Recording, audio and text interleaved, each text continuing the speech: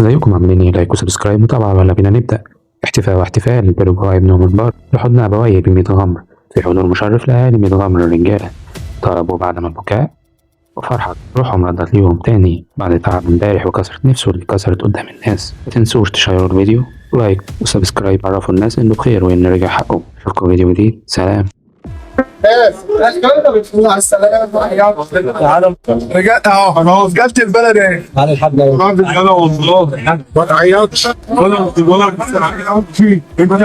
صراحه